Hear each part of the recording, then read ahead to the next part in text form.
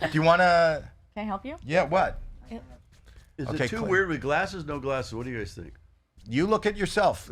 Put him on the camera. Switch to him. What do you want? Let's go glasses. What Glasses. the fuck? It looks like I know what I'm doing. He does You just look need the very mic in front. smart. Oh, there he goes. goes. There he goes. You want the headset? There we go. There we have go. the headset. Jeez, you guys are scary. Tim Allen. What? Hold on. It's not me yet until these come on. Well, you're still you. Can you hear? Tim Allen. Not yet. Wow. Allen is actually your middle name, right? This is my daughter, by the way, Jackie. Jotter, by the way. Daughter. By the way. By the way. Is that your last name, by the way? Or? No. Well, by the mother. That's right. You're the daughter by the By the mother. mother. By the mother. Yes. Nice to see you. Nice to meet you. Yes. And good to see you. We don't hang out. No. No, you don't. You don't like me. No, I like you a lot. I driving over here, I said, we just go so far back. We both started in the same club circuit. Do you remember where we met? I bet you don't. It couldn't have been Detroit because Yes. Oh, Detroit. How did you remember? Comedy Castle had to have been then. No. Damn it. No. I am really good friends with Mike Binder. Oh, cool. And Mike Binder brought me to Detroit to do the Detroit Comedy Jam. Yeah. And you were the entertainment reporter that came and did a story on us. For ABC. I didn't know for what. Well, I did it. I was doing for a while. I just mentioned this to my youngest. I did this act. I played. You're gonna it. yawn. You're gonna yawn. No, Go ahead. Are I you was bored try- already? Stop calling people out. He was gonna No, yawn. I He's was been trying on our to. show. I was trying to clear my throat. He was going to yawn at his own story, though, Like, Dad. yeah, He was boring nice. himself. I was actually bored with myself. I'm so tired of saying this story. No, I was an entertainment reporter. ABC, I did this little bit for them. It was a preppy for their, every time they went, a preppy view, I was, Daddy, I was Biffy Bernbach, and I got to do their little, I did the Lions, and I went and interviewed DeLorean. I did a bunch of weird stuff for ABC. So do you remember coming and talking to Yeah. to Mike, me, Paul Rodriguez, Coulier, Wow. and we did we were, I can't remember where the theater was, but Fox Theater, what would have been Fox Theater or the Royal Oak Music Theater, one of the two. one of the two in Detroit, and that's the first time I met you, and I remember Binder telling me that you were a comic. Well, because Mike and I are really close friends also. We see each other all the time. I see Mike all the time. Right. He's the one that told me you don't like me. He did. Son of Did a he? What? He did. No, he didn't say that. No. No, but I'm trying to make some clickbait. But so we met, and so you were doing stand-up comedy. Clickbait? Yeah. Clickbait. Yeah, I'm into this. What click? Oh, you're into digital? No, I'm doing- not into it. I'm a real weird, because I'm not quite sure what it is, and I'm mad about what it's doing to my youngest kid, because her whole life is this. Me too. We go to a movie. I take her to a movie, and she's in the middle of the movie. Does she have a phone? Yeah, Milo and Or does she Stitch. just do this? This. And that's a no, weird she- way to type, by that's the a way. good- I wish I should buy her a phone, because this just looks How old weird. is she? 16. Just got her. Oh, just got her license. Yeah, so I'm a philosophy major, and I'm looking at where we are right now, and it's so darn funny as I watch it. It's getting progressively worse. I was in Starbucks today on the way over here, and I could have robbed everybody in that store. They wouldn't have known. Every single person other than the barista was on their phone ordering. And it's a weird world where you spend so much time. I call it putting your car in neutral and revving it. It seems like you're doing something, but you're actually there's no activity. You're not engaging in life. You're not creating anything or producing anything. It seems like you're doing something. And I watch my kid swiping. But after- where is she gonna get her fashion ideas? come up from inside. You develop it. I don't need it. I don't need it from outside. You don't like the whole internet? I don't- This, I don't- not do this is that. on YouTube. You know that. I don't dislike it. I don't quite understand. They put, I think it was during Toy Story, when they put Hanks and I on the original Twitter. And I had no idea what we were doing. And I went, Talking to people in real time yeah, who aren't in the room. I know. They're in their basement and they're reacting. Engaging. And all I ever did was look at the people that didn't like me. I said, No, those are the people that talk back to you. That's Those what I are the mean. people that answer you. Right. And I said, what on earth is this all about? One guy said, I use it in my act. I said, why don't you shove a Ryobi drill up your ass? And I said, of all the responses I looked at, he says, that's the only one I reacted to. And I said, why Ryobi? I mean, why pick a brand name? Why that brand name? And that's what I said. There's, Milwaukee. There's a lot of the tools that would fit up my ass. Why'd you pick Ryobi? That's actually built in the United States. And I said, that bothered you? The brand bothered you rather than the slot to put it in? It was a gag. It intrigued him. I had a security guy a long time because there was a stalker out for me during Home Improvement, and the security guy, Gavin DeBecker, he's still the #1 guy. Gavin DeBecker? Yeah. That's a big... So Gavin DeBecker, do you know, he built all those cars that are bulletproof, and didn't he own the thing where you can go get on a flight now? Doesn't he own that? And he... do you know what I'm talking about? No. Shanley, he was one of Shanley's buddies. I did not know that. Yeah, and he and Shanley did the memorial. I don't know if you were there. He spoke. And I wasn't invited. He said dry... You've never called me, didn't get... I called to Shanley. It's all about you, isn't it? Anyway, this is the whole. He said, don't engage people like that. He'd said the first thing. This was a guy that called Home Improvement a couple times and said, you're raising the boys wrong. And so I wrote back and I said, they're not actually my boys. I'm an actor on a TV show. And he called up. He said, don't engage. There's a guy writing you to wonder why you're not taking care of the boys on your TV show as though they're your real kids, and you responded. And I went, big mistake. Yeah, you don't want to respond to people that are kind of nutty. Oh, wait a second. So this is the real story. You in that first show, your stalker was pissed at you at the way you were parenting. Right. And he ended up showing up a couple times outside, and then because you weren't a good parent. Good parent to the children on a television show, and I had no idea how to react because I'm just a comic, and I said I reacted. I said I thought trying to be nice to the guy. He showed up, if I got the story right. He was outside the gate of Disney Studios there in Burbank, buck naked. And so to tell you how to parent properly. Right. And so the guards didn't want to distract you with pants. The guards let him in because they thought it was a prank. So they let the guy in, and all of a sudden he's wandering around the studio and everything. And I said, "That's not a friend of mine." Oh, we kind of thought it was so obvious that it was a prank that we let him in. They go, no, that's... A naked guy A naked man gets into the studio, gets past the security. Yeah, because they thought it was so obviously a prank that they let the guy in. So, really? If you want to rob a bank, do it naked. Do it naked. Oh, this is just a prank on Joe the Teller. Oh, come on. So how far did he get? He just got into a lot, and then they finally figured out because they let us know your Did they keep bugging you? No, that guy didn't. But it's a reoccurring thing sometimes. And now security. If you've ever had a stalker or anybody after you, it's a little to engage is not a good idea. I get that. How did we get into that conversation? I have no idea. Phones, clickbait. Oh, clickbait. You said clickbait. So I just said clickbait, and so have you taken your phone away from her phone away? No. All I do is I said manage it. You have to manage it. It's an addiction of sorts. Because I had wondered what she and my wife sometimes are sitting there, we're watching something and they're doing this. And I realized it's kind of fun because you'll see a cat chasing a kid, then you see a guy falling off a bridge, and then you just keep swiping. You get 6-7 seconds of something funny or interesting, then you go to the next one, Pretty soon an hour goes by. And I said, I get it.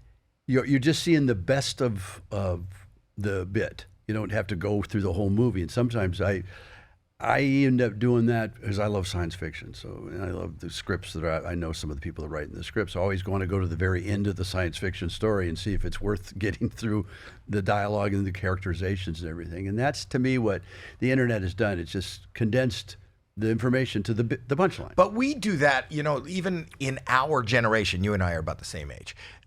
In our generation, originally you'd watch, Walter Cronkite on the news, and you could just focus and listen to the news. And now, if you watch the news, not only is there the news, but then on the same screen the stock market ticker tape is going by, and then in the bottom left-hand corner, I'm looking at the weather, and then I'm looking at some breaking news also going. And even when you pick up, nobody buys magazines anymore, but even in a magazine, there's an article. And then there's a squared off, darker toned article that is a piece of another one. Right. We don't look at, for me, it serves me. I have ADHD, but I feel like we have promoted that kind of, you need that kind of stimulation. You can't just sit and watch one thing. I think it's to me. I look at it as a process. The Industrial Revolution was one of the process. Every evolution has a process. I don't know where this is leading. I don't predict it. I just go, what would be when you finally get bored with it? Where does this go next? Because I'm just curious about. It's meaningless after a while. It is like sugar. It does. It activates something, but it's meaningless. It does. You don't learn anything. Oh, I think you do though. Well, the opposite is, I'm a tech freak and also a handyman. You can find out how to fix any freaking thing on the planet on Google. You just took the other side of your own I don't argument. understand. So sometimes, like I said, on Google, and then there's 5 guys that tell you how to remove a light bulb that's inside of a fascia that you can't get at. And there's 5 different ones, and one of the guys is really funny about it, so I'll end up taking that and figuring out. And everyone at dinner now, there'll be a question. Like my wife's doing a show called The Third Act about menopause. And I wonder, where'd that word come from? Cut to, go to Google, and it's a Greek term, means month is gone. The month is gone. The month is gone. Right. That's what menopause is? Yeah, it's 2 men is month and pause is gone. End of it. So the end of the month, or month is over. That's what the end of the month being over should be not menopause. It should be the opposite, right? We'll tell the Greeks. They came up with it. No, but the end of the month is like, and it's not Well, always the month end of is when you have your period, right. The end of the month, and it ruins the whole month. It ruins the whole rest of the month. Right, doesn't it? But menopause, that's all gone. I love this guy talk about menopause. Well, don't know much about it. Get into the flow if you want to. Ooh. See what I did there? Yeah, I did. That's good. Yeah. So, but you also have an older kid too. Kate. She's just got married, and she's kind of an automotive freak. Because I have a big warehouse not far from here, actually. It's down one of these boulevards. And she likes cars too? Well, she's kind of has to. She does all of any small projects we do at the shop. I have a bunch of cars, and we use the cars for props on movies.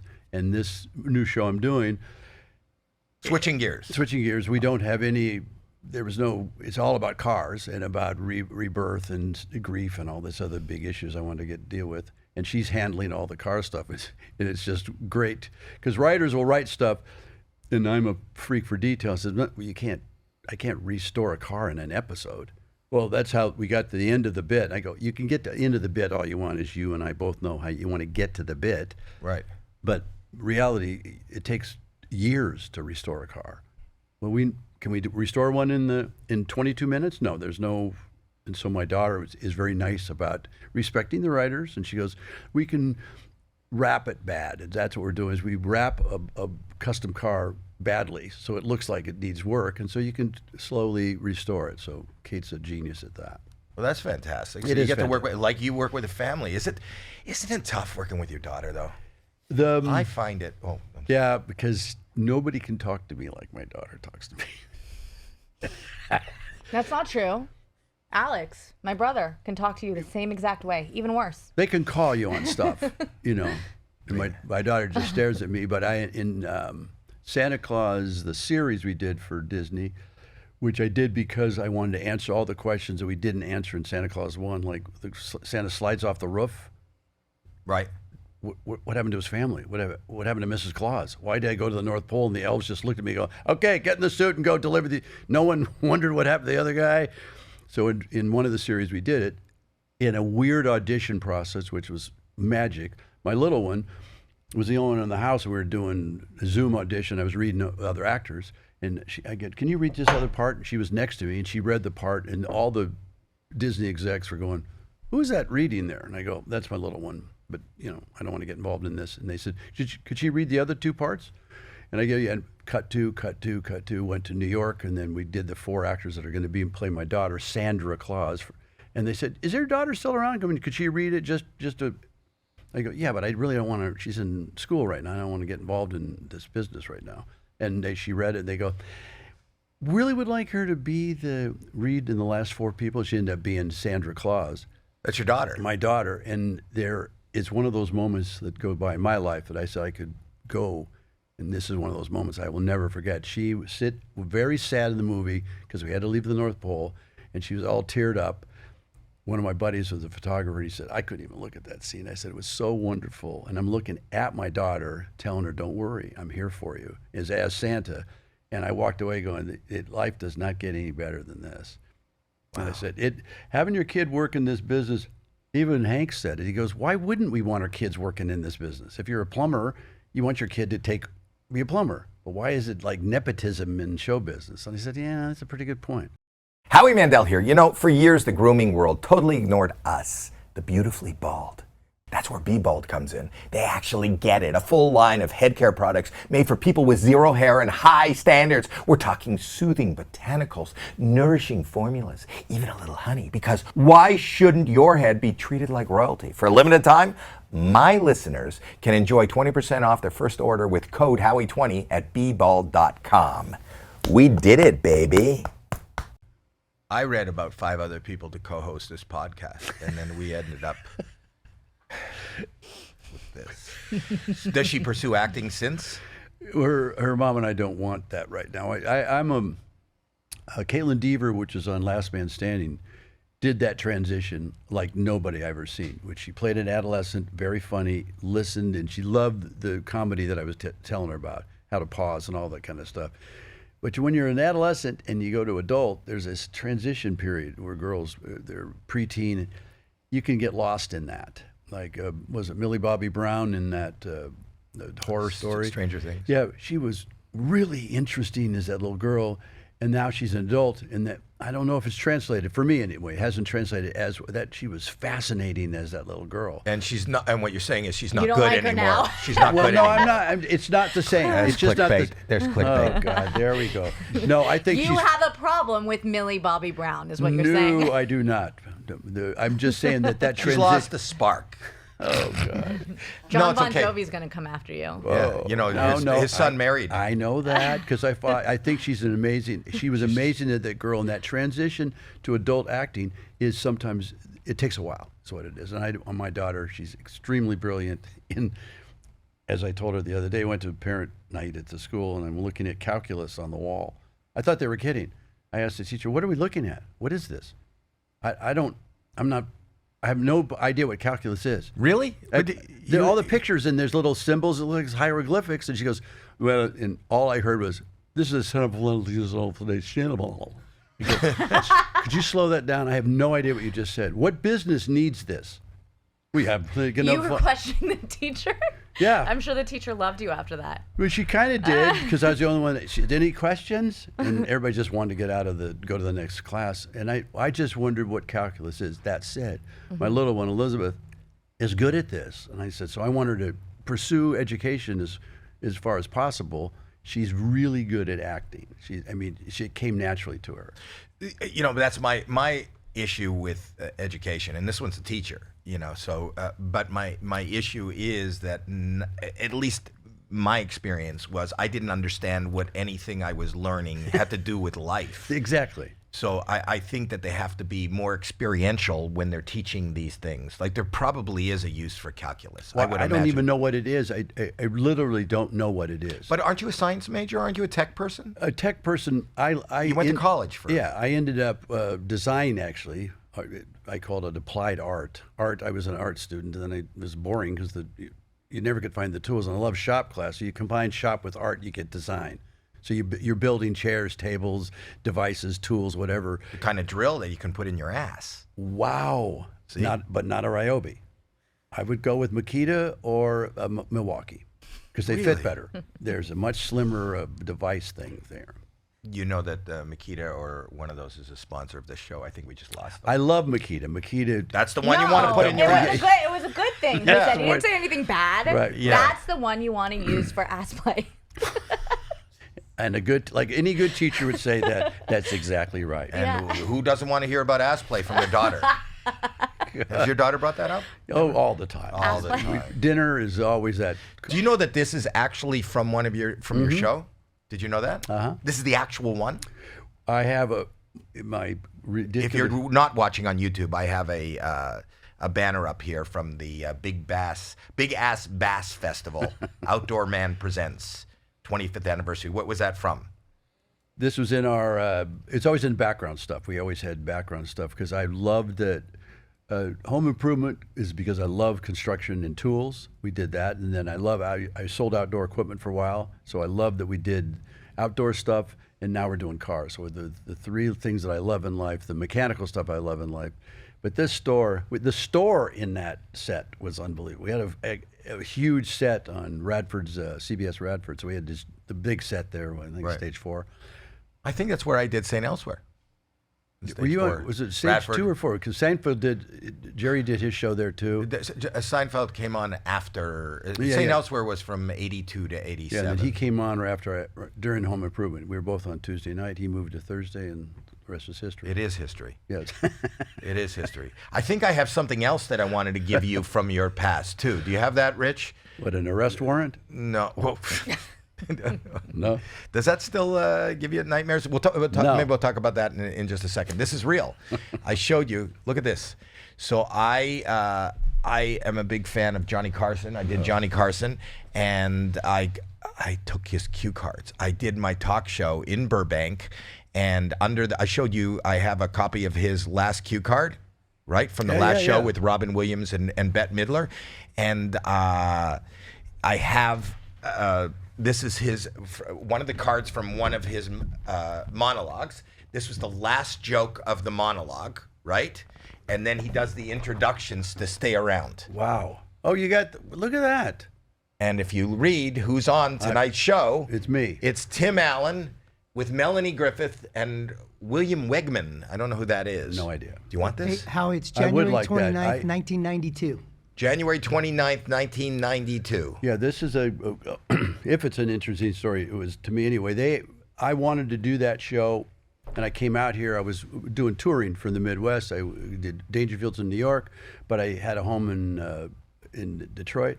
Couldn't afford it, so I come out here for two weeks, audition. Jim McCauley had heard about me on the road. He was always late. He'd show up at the Ice House or Igby's. And anything, and I go, we can't talk about testicles on Tonight Show. I know that, Jim, but you said you'd be here at 8. I'm the headliner. I do my clean stuff 10 minutes in because you said you'd be here. I was late because it's that. Well, I'm not going to talk about testicles on the show. I know that. He goes, well, it just seems like a little odd because of that. You keep bringing it up. He probably 15 times he showed up, and he goes, you can't talk about testicles. That's one joke. Number one, I don't do that. And he said, what is your testicle joke, by the way? I had it a sack tuck to make look younger. So now I've got the ball sack of a 8 or 9-year-old. And when I go to the gym, is that based on a true story?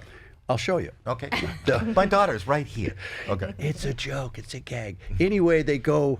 So I'm sorry if I talked to him. This is another complete joke. My daughter, at their school, the boys can no longer say balls. She came home. She goes, the teachers don't want the boys to say, you got balls, stop at balls. I said, what do they want? She goes, if you're going to have to talk about it, you have to say testicle. And I said, good luck with that.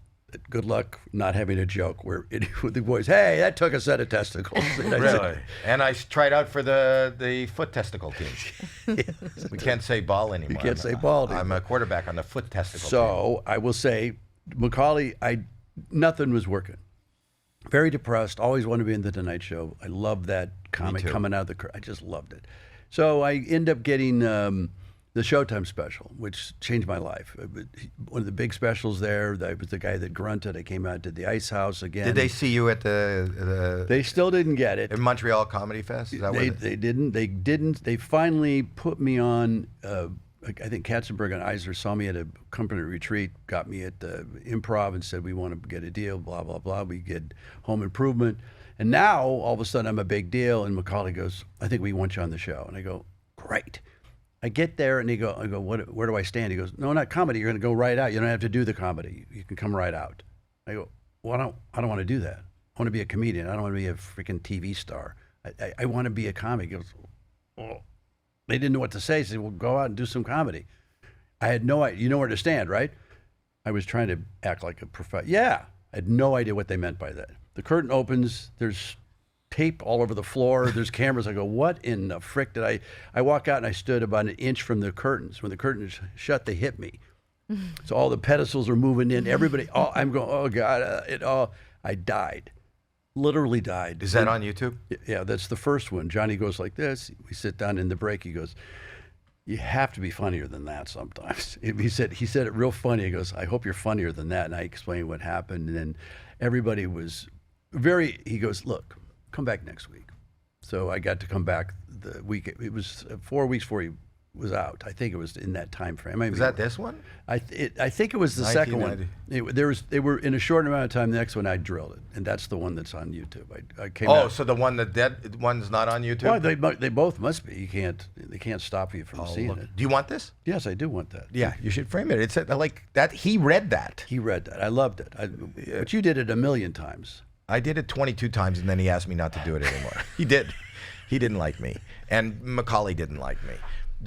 Joan Rivers brought me on. I've talked about it too many times, but it was like you. That was the litmus test for being a comedian. Yes. I wanted to be a comedian. I still want to be a comedian, even though I do all these other things and I'm on AGT. I tell people that's the most important, and it continues to be the most important thing that I do and the thing that I get the most joy from. You're touring. You're going to be in Boise, Indiana on January 10th. Boise, Idaho. Yeah, I know. What did I say? Indiana. Indiana. It's a new town. They just created. I'm Canadian. That's how I pronounce it. Canada. Yeah, Canada, and Stockton, California, February 7th. But they can go if they go to timallen.com. Right. They can get all your dates. You also have on your show, which premieres October 1st. This is the second season. You brought back everybody you've ever worked with. Did you? Well, they're kind of trendy, the showrunners and everything, and we brought back Home Improvement crew. It's a grief counseling. The whole show's based on a guy that lost his wife, right? That's why I did it. It's a real sad opening thing with Kat Nothing says funny like death. No. Wow, kind of what I said. However, I wanted to see what I have people in my life that I so admire that have lost children, God forbid, or their parents, and they still pursue life. They don't give up. Right. And so that was what the motivation for me doing is. I've been doing another sitcom. I feel like Tom Brady of comedy. I can't believe I'm doing another sitcom. But if I did it, I want to deal with a little bit deeper issues, and I don't want to get into this sitcom-y endings. So that said, we're doing a grief counseling. There's another woman, Nancy Travis, who was on Last Man Standing. She plays this woman that's kind of goes to the mausoleum. She flowers for her late husband. I'm flowers for my late wife. And you're sitting beside her. Sitting beside her, and she says, "You should go to grief counseling because I don't want to date. I don't want to get out there and do anything." So the grief counseling is about people who've lost something in their lives but have moved on, and it's the cast of Home Improvement, which is really it was a funny bit, and it was so weird to be with that group. That we grew up together. We've known so much, and yet they got to play that we don't know each other. And they said it was a remarkable day to be. I see Richard Karn a lot anyway, and I said, but I don't see Pat Richardson that much. Debbie Dunning is on the road. She does golf tournaments, so I run into her doing that stuff. Debbie Dunning replaced Pam Anderson. Do you talk to Pam at all? Howie Mandel here. Ever feel like your stomach's trying to send you a Morse code message? Tap, tap, bloop, bloop, help me. Well, instead of guessing what it means, meet Liver Medic. Their leaky gut repair is like a spa day for your tummy, helping soothe your GI tract, inflammation balance, and it helps reinforce the walls like a little construction crew in your belly. Plus, no junk ingredients, just good stuff your gut would swipe right on. Go to livermedic.com right now and use the code Howie15 for 15% off today. Do you talk to Pam at all? Well, she had a gag she did on Stern, I think, where she said I exposed myself in a bathrobe. And I thought she was kidding, and it got out, clickbait or whatever the hell you said, where I had, why did you do that? That's sexual harassment. He goes, well, no, she had to be kidding because nobody wore bathrobes on sitcoms. We didn't wear a bathrobe the first day. Nobody on the staff, everybody was going. Wait, I don't know this story. Yeah, she came out and said I exposed myself, and then she kind of backtracked. She said it was a joke, and I said, well, Pam, it didn't come out that. We're friends. Why did you even say it? I think she was talking about Baywatch. That's what I thought. Of course, comedy buddies goes, you should have said. So she thinks you and David Hasselhoff. She can't tell the difference. Well, see, it's because the way I look in the right light. Yeah. Kind of a Speedo. He wore like basketball shorts. But that's kind of dangerous that came out. Kind or of. that she said it even as a joke. I don't know what she said, but she never really responded. I said, I don't know why, we're friends, I don't know why you would do that. And of course, my comedy buddy said, you should have said, when they said he exposed himself, I said, oh, she wishes. And I said, if I'd then, because I moved it along, but I'm sure your publicist is here is thinking the exact same thing. Yeah, it was just said, Pamela's she's a great gal. I don't know what, I don't have any idea what this. Well, it didn't have any traction. I didn't hear about it, so then it's just stupid. You didn't. But she left. She was wonderful, and Dunning came in and pulled that whole, really added value to that part. Dunning is like the Dick York of your show, right? The second Dick. Do you know what I'm talking about? No. No? Bewitched. Yes. Yes. They changed the. Oh, we talked about that before. Well, in another episode. With JB Smoove. Yeah, but why are you bringing that up? Because you said, do you know what I'm talking about? Hey, and now guys, I realize we talked about it before. Guys, come on, calm down. Sorry. Calm down. Sorry. There's somebody sitting over here that has no idea what you're talking about. All right. Wow. You alluded to the. Do you guys want to time out a little bit? You want to calm down a little bit and talk? No, we're good. Okay, good. Are you No, I'm cool. Okay, breathe through it. Breathe through it. I need to go back to counseling.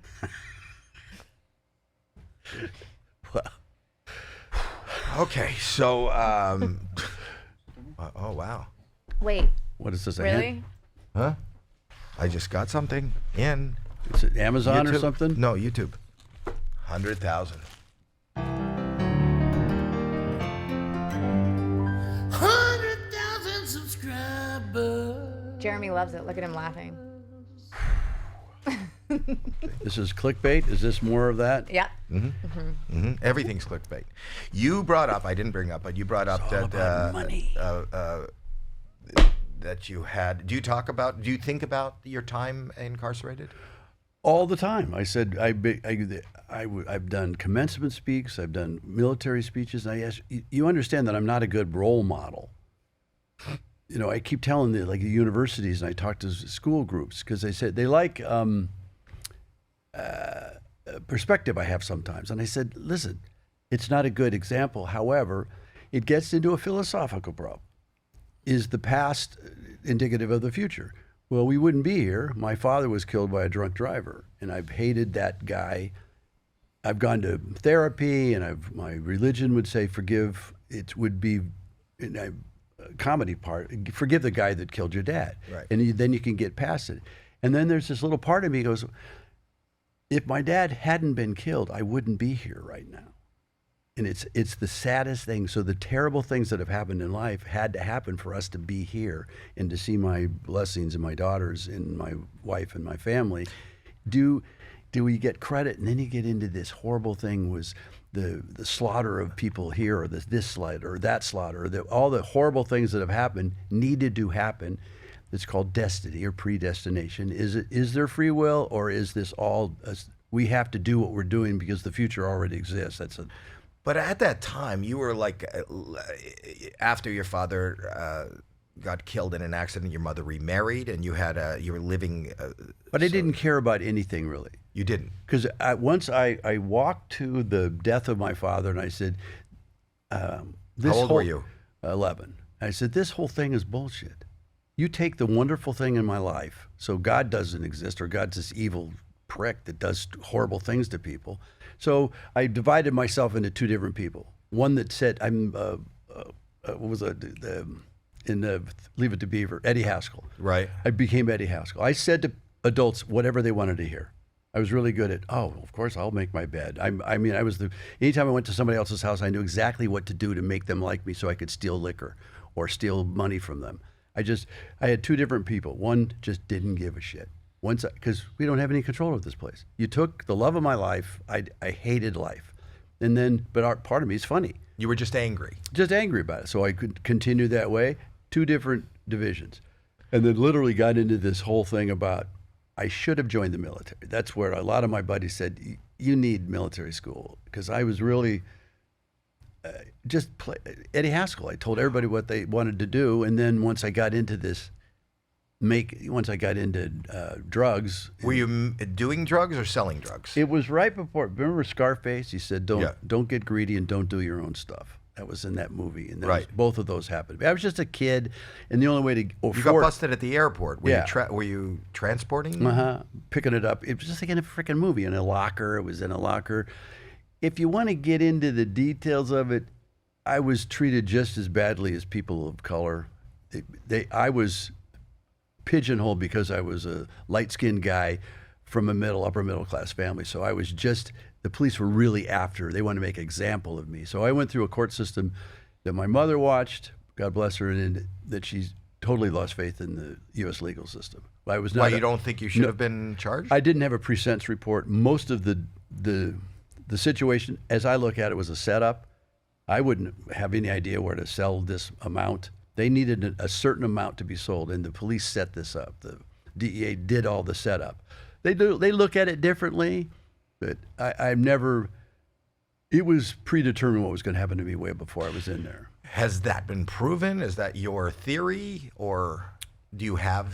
I was not allowed a pre-sentence report. The only people in my pre-sentence report were 2 DEA agents and the arresting officer. What is I don't know what a pre-sentence You report go in there is. with your attorney, and the judge decides whether you go out and bail or not.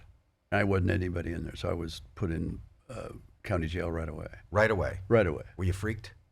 Yeah. Horribly stupid jokes, because I was in there going, I'm going to kill myself. I can't deal with this because I'm in 11 people in a cell. So I was going to kill myself. Comedy part of me goes, okay, how are we going to do this? My comedy part is always funny at the weirdest times. He goes, I say we string ourselves up over the bar over there, and then get that stool and kick the stool. But you know what's going to happen? You're going to screw it up, and you're going to be hanging there, and people are going to spin you around like a piñata when they come back. And I burst out laughing. I said, yeah, you're probably right. But this was a serious consideration. Yes, because I said I can't do it. At that point, it was called the Rockefeller Act. Anything over a certain amount was life in prison. They were going to do this. It started in New York and then spread east. It was called, they wanted to stop drugs like they're trying to do now by increasing the sentence or putting in people in prison. It didn't work then, didn't work in prohibition. You can't make people not get high. And did you have a good defense attorney? Apparently not. He said, I'm going to tell you we're going to get out of that by pleading guilty to something you didn't do. And that's plead guilty to conspiracy to bring it into the country. Then it becomes a federal offense, not a state offense. And then the federal offense is different. I said, whatever. So they just pled that you did stuff that you conspired and is a conspiracy. How do you survive that? How do you survive? I don't know that I could. Robert Klein and I did a bit in Cincinnati right before I was in there, and he said I couldn't have handled that. I go, well, yeah, I'm with you. I couldn't handle either. But eventually, what are you going to do? I don't know. What are you going to do? Kill yourself? You thought about that? Of course. And then I get one old guy that I was on the prison bus with. He goes, just shut up, grow a beard, and stop asking questions. Because he said, you got to shut up. You're asking. It's me, a comedian. I go, well, where do you do this? And he goes, shut up. No one knows why you're in here unless you tell them. And he says, just shut up. Mind your own business. And stop checking off the days. I would check off the days on my little wall. He goes, don't do that. I'd check up, it's already 12 o'clock, half day over. And you do that, your time goes real slow. Stop looking at the time like that. Just do your time. Pay attention to yourself, take care of yourself, and shut up. Howie Mandel here. Ever try booking a photo shoot and end up confused, overwhelmed, or wondering why it costs more than your last vacation? Shoot makes the whole thing simple and actually affordable. Shoot offers a 30-minute photo session with a professional, vetted, local photographer, and get this, it's free to book. All you got to do is show up, smile, and bam, you get a digital gallery of 40-plus lightly edited photos. Here's the kicker. You only pay for the images you love. No upfront costs. Use the code Howie20 to get 20% off orders of 10 or more photos at shoot.com. But eventually, I did a comedy show in there. Eventually, I brought comics in there sometimes, which is how do you do that? What do you mean? Well, I told them eventually I became part of a motivational speaker group because the prison. Yeah, because they'd let you out. You go get a burger, outside. Right. They take you out. They do these meetings. And any prisoners that wanted to better themselves, they'd put them in these programs. And at one point, I said, we could do a comedy show up here. It was my watershed moment in my life. I don't even want to mention his name, but a great comedy magician that I used to open for, always used to ask him, you did that newspaper thing where you rip up the newspaper and then open it up and it's there. And I watch it on stage in Detroit. I go, how do you do that? He goes, I'm telling you, it's a magic trick. I know, but I'm working with you.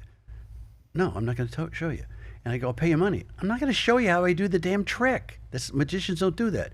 I invite him to do the show in the prison. His handy person couldn't get in because she had a felony they didn't know. And he goes, this is going to be horrible, Tim. You're going to have to do all the backup backstage. I went, great. He goes, not great, because then you're going to see the damn trick. And two things are going to happen. You're going to say, oh, that's stupid. And magic will never be the same. And it's almost a philosophical thing about knowing secrets. And sure enough, that rippy thing, he has another one sitting here that's all taped up. Don't. I'm on a show, AGT. I would never tell anybody how you don't. Well, everything about the experience, paying attention, reparations to my parents. And, I'm making a mistake. And the thing in what prison did to me, focus on what you want. I tell this to anybody. Add value to every situation you're in. Add value. Extend yourself. Focus on where you want to be. I learned this in race driving. Focus on where you want to be, not where you don't want to go. Focus on where you want to be. You may not get there, but at least you're heading that right direction. And there was a motivational speaker in the prison who, the word sin, is a Greek word, means off target. It doesn't mean it. So the dark circles are off target. And he said, I don't care how good you are with the bow and arrow. I don't care how good your eyesight is. If you don't focus on the target, you're not going to do anything. And I learned that. I read biographies of every successful man, woman, any race. I didn't care. Anybody who succeeded in life. Right. Every person that did something great in their life had pretty much the same things. They made lists. They focused and they stuck with it, and they annoyed people around them because they got once you start focusing on a project, everything else, you're kind of rude to people that get in your way. Was there a time that you wanted to just give up? Once I figured out the system. How long were you there? 3 years. That's like a fucking eternity. Yeah. But I can't imagine. A month. A month, believe me, it's 60 days, the original one. I said, this is going to be nuts. I can't do it. I said, but your perspective changes. I worked my way up, so I worked in a federal prison, and then you get your own cell. It's like a big deal. And so I called home at Christmas to look at my mom. Hey, she goes, hey, Tim, we're in the middle of Christmas dinner. What's up? I got my own cell. And she goes, hold on a second. Dave, he just finished University of Michigan. Steve, he just got out of Purdue. But Tim just got his own cell, everybody. Don't call here again. Was there ever a time when you thought your life was threatened? Oh, often. Often? Oh, boy. Anytime people get bored, my older two brothers, when they got bored, they'd pick on me. In prison, it's the same thing. When people get bored, they have nothing else to do, they pick on the weakest or the most innocent of the group. What saved me is I did comedy. These guys, I can make jokes, and they'd go. They completely changed the vibe. As soon as you're making guys laugh, they go, do that stuff again with that Donald Duck jokes. And I don't do, but that was, I don't do but anything to make these guys laugh. As soon as you stop the comedy, they get into this weird mood again, where they want to pick on somebody, dude. Whatever that mental thing is. Did you make any friends in there that you still have today? No.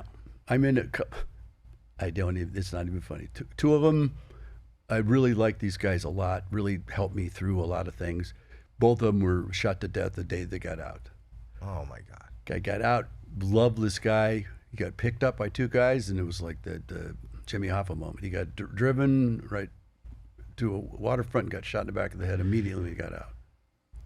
That's horrible. Yeah, but you know what? It makes me, hearing you talk like this, and I've never been able to talk to you one-on-one, it makes me respect you even more. And it makes me feel that all the success that you have and continue to enjoy is so well earned and deserved by somebody like you. And I think that, the people that have strife and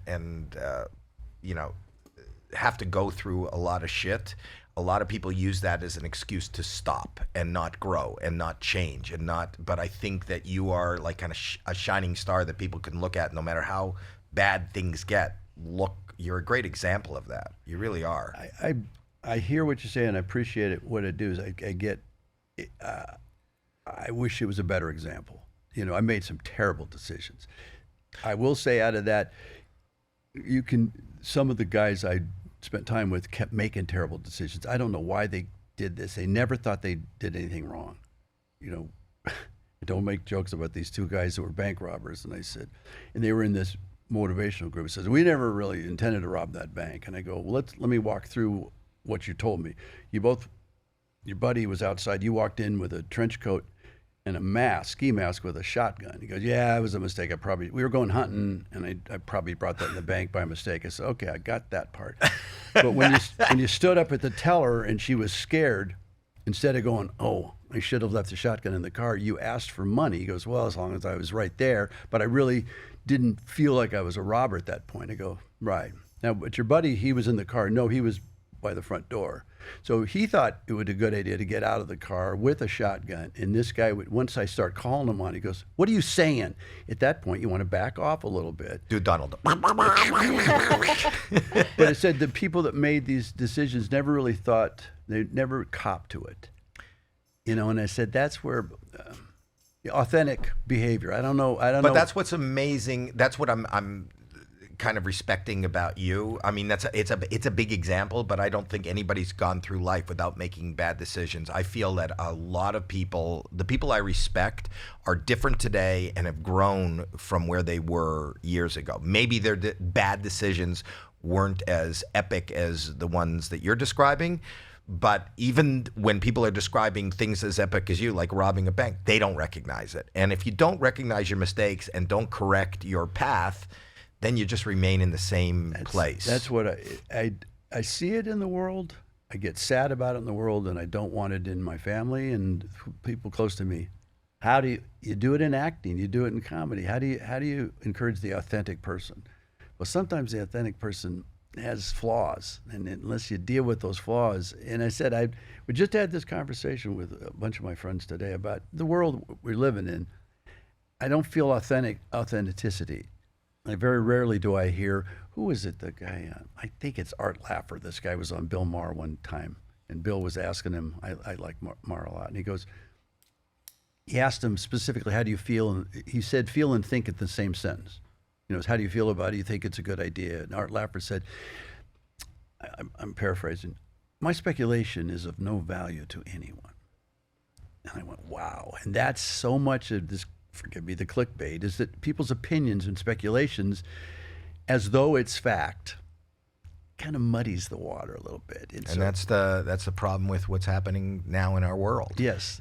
And that's also on social media, like you're talking about your daughter. It's just like, if we are all cognizant of what we're doing, how it's affecting others, and just having respect, and when we see something wrong, whether it's in ourselves or somebody else, we can learn from it and change, and we don't. We don't. And I did a political thing. It was on both sides and a bunch of West Point graduates. I had no idea West Point was so tough to get into.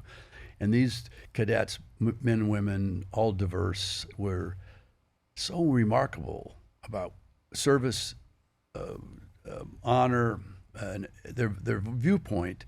And the end of it was, if you have nothing, my mom used to say this and never meant anything to me, if you have nothing nice to say, don't say anything at all. That's the one thing my mom said to me over and over and over again. How hard it is in a room to be, I've been this all my life, I haven't had many mentors, men, women, or anything that I always look to them, because there's one old guy I met at a meeting one time, he never said anything. I said, you never say anything? He goes, no one ever asked me anything. You'd be surprised how often you expend your opinion and no one asks you your opinion. And I said, wow, if you have nothing to say that's going to improve the conversation in a debate or anything else. Howie Mandel here. Your body is a machine, a weird, beautiful, slightly confusing machine. Sometimes figuring out how it uses things like glucose, vitamins, or that kale smoothie your cousin swears by can be a challenge. Silvergene is here to act as the owner's manual for your body.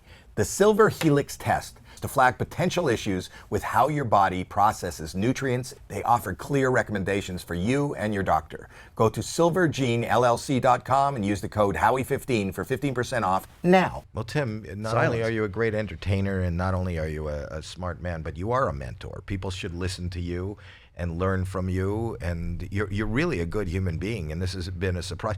And talking about people giving their opinion, like I have that tape of the woman from America that went into Walmart, just the average woman that talks about what she did in Walmart, and she's right. Do you know what I'm talking about? Yeah, hang on, we're gonna get it. What? In the meantime, I've got underpants for you. I like the transition is absolutely perfect. They're man-made underpants. They're beautiful. What size do you wear? Medium, large? Huge. Huge? Did I make a size huge? No, medium. Feel these. These are good. These 4 guys in Canada. Oh, Jesus. They make them. They left the financial business. They don't ride. You won't get chafed. It's so weird that you're into this. I'm not into your underpants. No, but because I can't even give the brand name that what are they called? Those are man-made. But what will you have I have some new underwear brand that's kind of big for men. I can't think of it. You're not the spokesperson. No. No, but I'm a man-made spokesperson. Oh, I'm sorry. Well, I know. Don't it's good. apologize. No, it's a good thing. It's a good thing. Do you have that woman that we're talking about the way things are? In between throwing underwear at me, do we have a Listen to her. Listen to her and tell me what you think of this. And this is what people... I know tensions are running high right now, but I'm not going to apologize for what I did the other day. I took a shit on the floor in Walmart because the bathroom was out of order. If that's a crime, then lock me up, baby. So that kind of says everything. That is what our world is today, and that's authentic. Yeah, that's very motivational. Isn't it? Yeah. Those are the kind of people. That's our viewer. That's why I took a dump in this chair, because of that kind of thing. Because the bathroom I couldn't figure out how to turn the light on. Because it's automatic.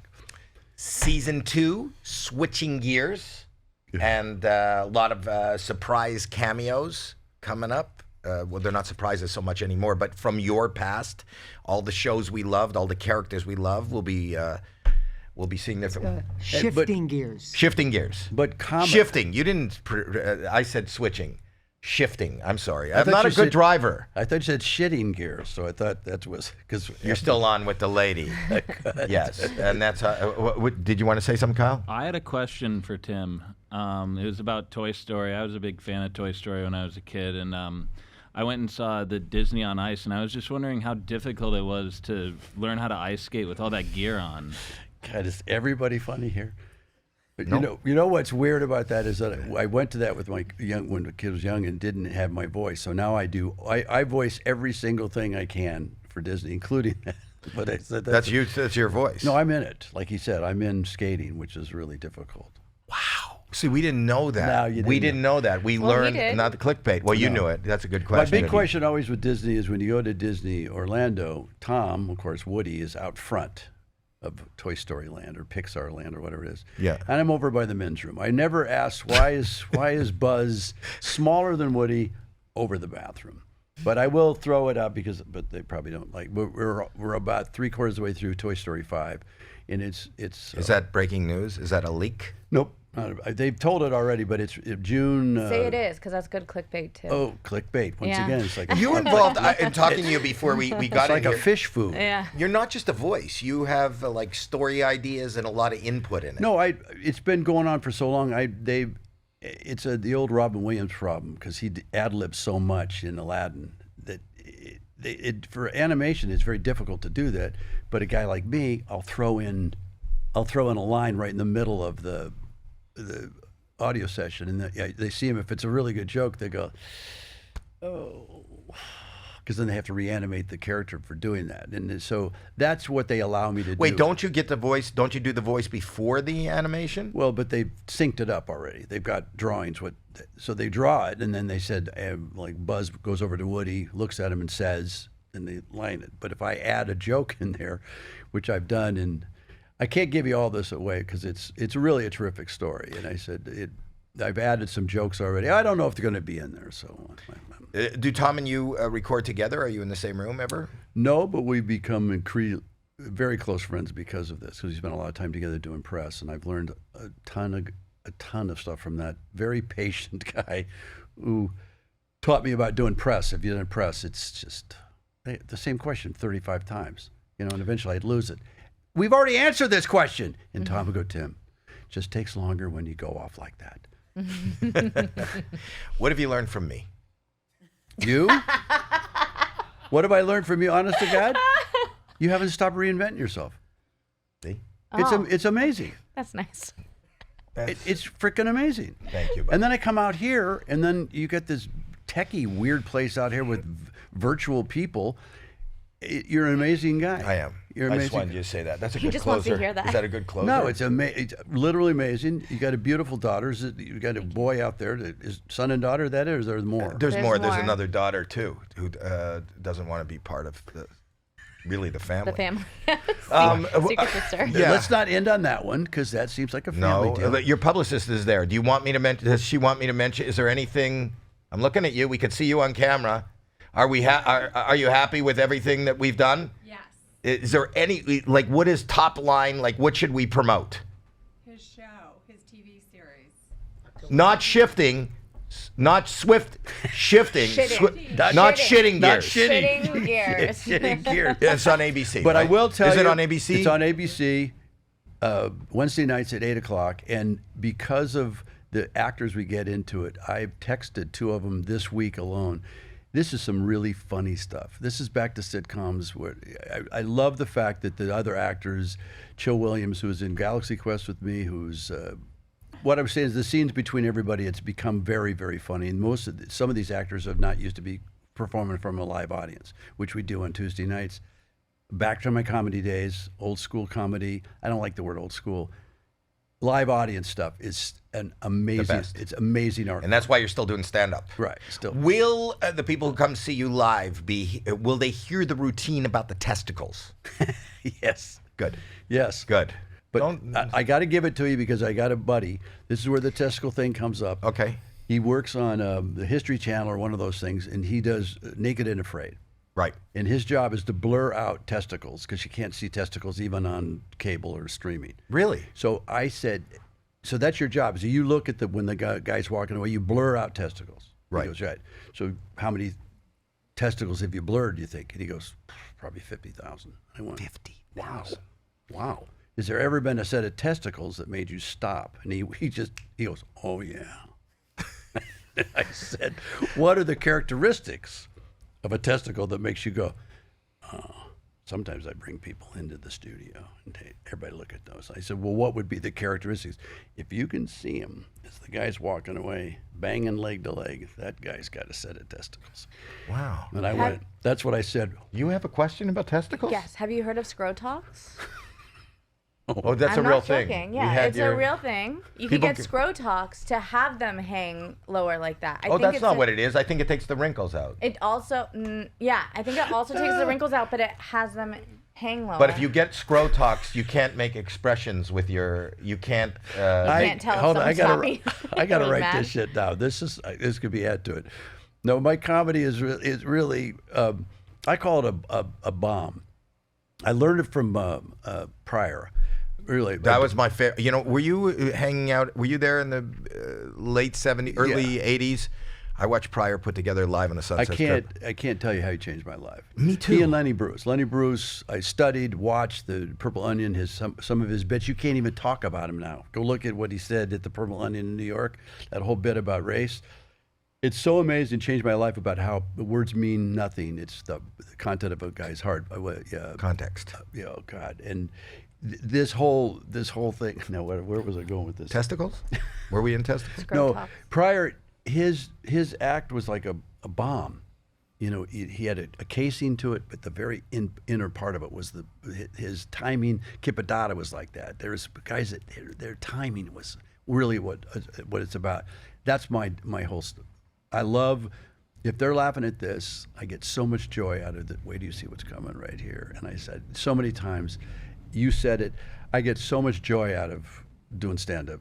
I don't say this to my promoter. I'd almost do it for free because I said it. Well, I say that to my promoter. I would do it for free. What you're paying for is for me to leave the comfort of my home, Right. get in a plane, stay in a shitty hotel, and I'm be right. away from my family. So you pay for that. I'm so with you. I still drop in on the club. I was at the Ice House last night. Yeah, I practice downtown. I know at Jamie Masada. What?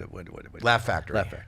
Me too. I go to Laugh Factory all the I time. do my practice there. It's like just getting my timing up. But I'm with you. I still iron my own shirts, do my own suit, and then go to the hotels. And I'm in the hotel. I'm liking it less and less and less. Traveling's hard. Traveling, get in there, away from the house, go to this, and then as soon as I walk on that stage, though, it's a gift to be able to do it. When Pryor changed my life, I laughed so hard at him and Carlin, watching those guys on stage. It was amazing what I changed. I said, if he can do that to me, could I ever do that to another audience?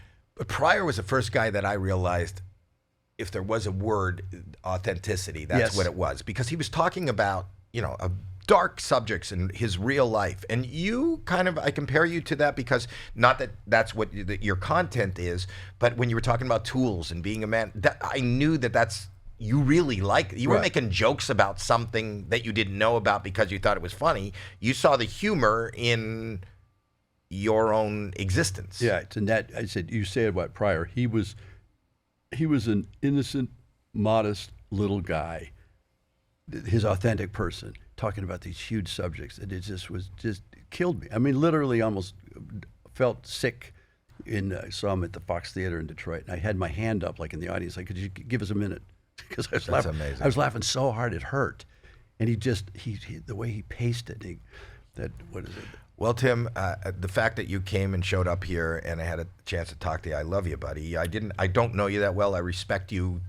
I respected you, your work, and you as a human before that, but even more now that I've talked to you. And I watch everything you do. If you have a chance to buy a ticket and go see him live or whatever you do, Tim Allen is the man. Thank you so much for being here, and comment and subscribe. Clickbait and get your fish out and clickbait. Do you have a closing song, Sonny? Yes, sir. All right, thank you two very much. Thank you. Thank you.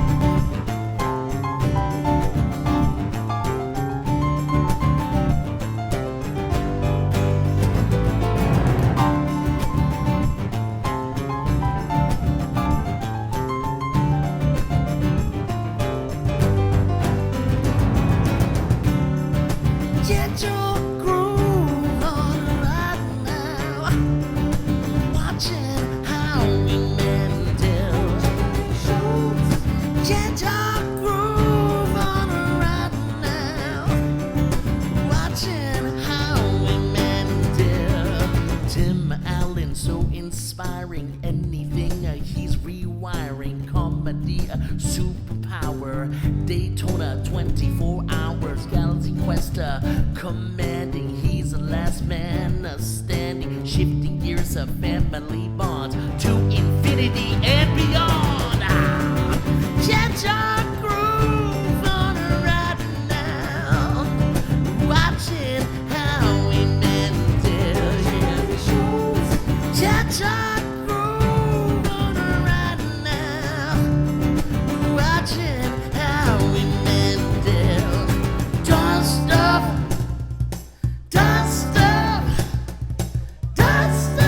Jackelyn Shultz.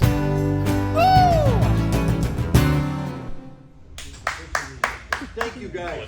Great stuff. Thank you.